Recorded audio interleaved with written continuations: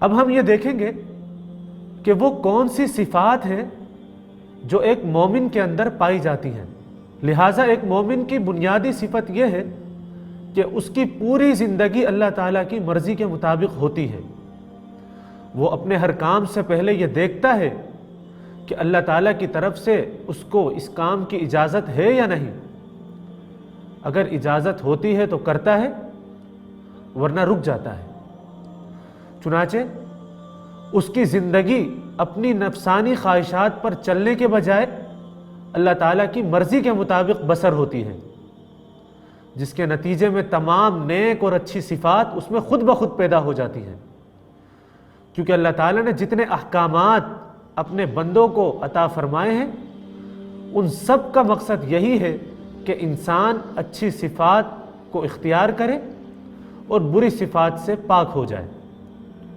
اور جو شخص ایک مرتبہ یہ عہد کرے کہ وہ اللہ تعالیٰ کے تمام احکامات کو پابندی کے ساتھ پورا کرے گا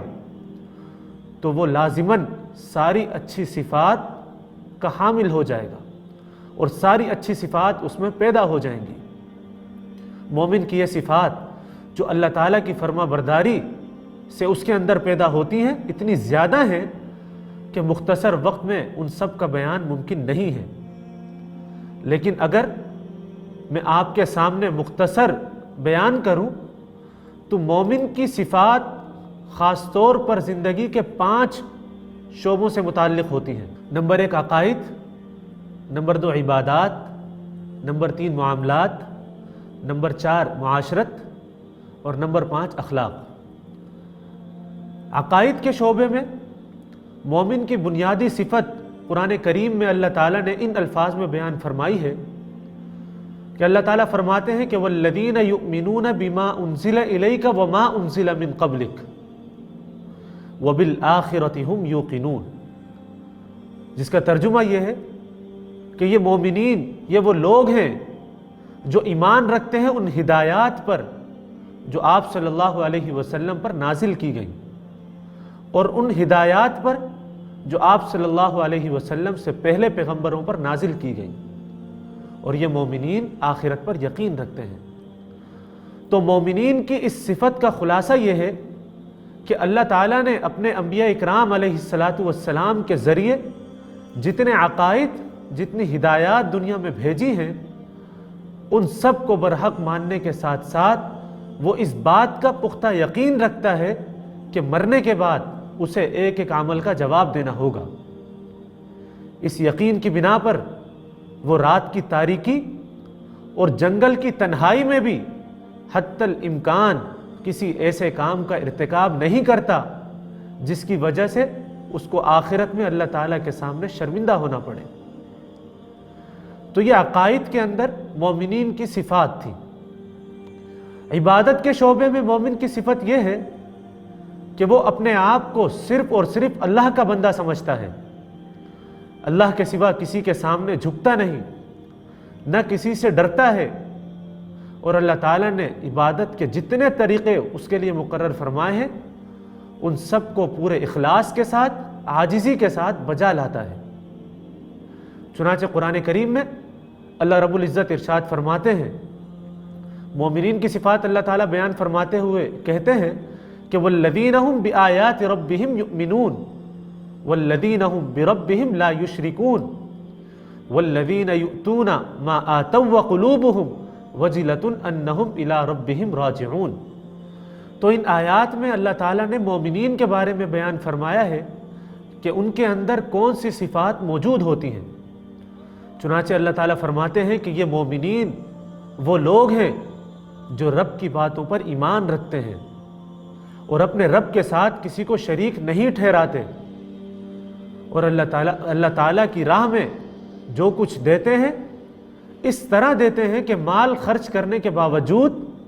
ان کے دل اس بات سے ڈرے ہوئے رہتے ہیں کہ انہیں اپنے پروردگار کی طرف لوٹ کر جانا ہے۔ مطلب یہ کہ بدنی عبادات کا معاملہ ہو یا اللہ تعالیٰ کی راہ میں مال خرچ کر کے مالی عبادت کا سوال ہو، مومن کی صفت یہ ہے کہ وہ سب سے آگے نکلنے کی کوشش کرتا ہے۔ تو یہ عبادات کے شعبے میں مومنین کی صفات ہیں۔ معاملات کے شعبے میں مومن کی صفت یہ ہے کہ وہ اپنی بات کا سچا اور وعدے کا پکا ہوتا ہے۔ وہ کسی سے دھوکہ، فریب، بدعہدی کا معاملہ نہیں کرتا اور غلط طریقے سے دوسرے کا حق نہیں مارتا۔ چنانچہ معاملات کے باب میں اللہ تعالیٰ مومنین کی صفت قرآن کریم میں ارشاد فرماتے ہیں کہ والذین هم لأماناتهم وعہدہم راعون۔ اس آیت میں اللہ تعالیٰ نے مومنین کی یہ صفت بیان فرمائی ہے کہ وہ امانتوں میں خیانت نہیں کرتے اور اپنے وعدوں کو پورا کرتے ہیں۔ آپ اس لفظ امانت کو سمجھ گئے کہ امانت کے لغوی معنی ہر اس چیز کے آتے ہیں جس کی ذمہ داری کسی شخص نے اٹھائی ہو اور اس کے معاملے میں اس پر بھروسہ کیا گیا ہو، اور چونکہ ایسی امانت کی بہت ساری اقسام ہیں اس لیے قرآن کریم نے اس کے لیے جمع کا لفظ استعمال کیا، امانات فرمایا،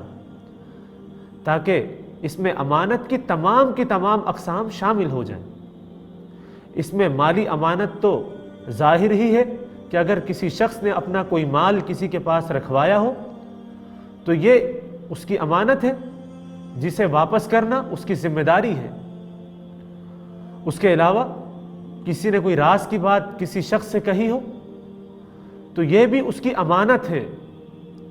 اور شرعی عذر کے بغیر اس راز کا کسی پر ظاہر کرنا اس امانت کے اندر شریعت کی روح سے خیانت ہے۔ اسی طرح کسی ملازم کو جتنے وقت کے لیے ملازم رکھا گیا ہے اس پورے وقت کو ملازمت کے کام میں لگانا یہ بھی امانت ہے، اور وقت کی چوری یا کام کی چوری خیانت کے حکم میں ہے۔ اس سے یہ بات معلوم ہوئی کہ اسلام میں امانت کا جو مفہوم ہے بہت زیادہ وسیع ہے، جس میں معاملات کی بے شمار قسمیں داخل ہو جاتی ہیں، اور مومن کی یہ صفت ہے کہ وہ ان تمام امانتوں کا خیال رکھتا ہے۔ اسی طرح وعدے اور معاہدے کو پورا کرنا یہ بھی معاملات کے باب میں سے ہے، اور معاملات کے اندر بہت ساری صورتیں وعدے اور معاہدے کی داخل ہو جاتی ہیں۔ چیزوں میں ملاوٹ کرنا یا ان کے عیبوں کو چھپانا یا کم ناپ تول کا ارتکاب کرنا، یہ تمام کے تمام جرائم شمار کیے جاتے ہیں، اور مومن کی صفت یہ ہے کہ اسے اپنے معاہدے کا بھی پاس ہوتا ہے اور اپنے وعدے کا بھی پاس ہوتا ہے۔ وہ جیسا معاہدہ کرتا ہے اس کے مطابق عمل بھی کرتا ہے، کیونکہ اسے یقین ہے کہ اگر وعدہ خلافی کے نتیجے میں اس نے تھوڑا بہت نفع دنیا کے اندر کما بھی لیا تو دنیا اور آخرت دونوں میں اس کا بڑا ہولناک انجام ہوگا۔ معاملات کی صفائی، امانت داری، معاہدے کی پابندی، یہ مومن کی وہ صفات ہیں جسے دیکھ کر ماضی میں بہت سارے غیر مسلم مسلمان ہوئے۔ عبادت میں اگر تھوڑی بہت کوتاہی ہو بھی جائے تو اس کی تلافی توبہ سے ہو سکتی ہے، لیکن یاد رکھیے کہ معاملات میں کوتاہی کرنے کی تلافی صرف توبہ کے ذریعے ممکن نہیں ہے جب تک صاحب حق اس کا حق معاف نہ کر دے۔ تو یہ معاملات کے ابواب میں شریعت کی تعلیمات ہیں، اور ایک مومن ان تمام اچھی صفات کا حامل ہوتا ہے جن کا پابند شریعت نے اس کو بنایا ہے۔ زندگی کا چوتھا شعبہ معاشرت ہے، یعنی دوسروں کے ساتھ آپ کا رویہ کیسا ہو، دوسروں کے ساتھ آپ کا تعلق کیسا ہو، آپ کس طرح کا بیہیویئر ان کے ساتھ کریں۔ اس شعبے کے اندر بھی شریعت ہمیں رہنمائی فراہم کرتی ہے۔ سرکار دو عالم صلی اللہ علیہ وسلم نے اپنی حدیث کے اندر مومن کے بارے میں فرمایا کہ ایک مومن وہ ہے جس کی زبان اور ہاتھ سے دوسرے لوگ محفوظ رہیں۔ اس کا مطلب یہ ہے کہ اسلام کی یہ تعلیمات ہیں کہ ہر شخص اس بات کا دھیان رکھے کہ اس کے کسی عمل سے دوسرے کو کسی قسم کی جسمانی یا نفسانی تکلیف نہ پہنچے۔ اسی طرح ایک اور حدیث میں آقا دو عالم صلی اللہ علیہ وسلم نے ارشاد فرمایا کہ مومن وہ ہے جس سے دوسروں کو اپنی جان و مال کے معاملے میں کوئی خطرہ نہ ہو، دوسرے اس سے اپنے آپ کو محفوظ سمجھیں۔ تو یہ معاشرت کے باب سے شریعت کی تعلیمات ہیں۔ آخری شعبہ اخلاق ہے، اور اس شعبے کے بارے میں نبی کریم سرکار دو عالم صلی اللہ علیہ وسلم کی تعلیم یہ ہے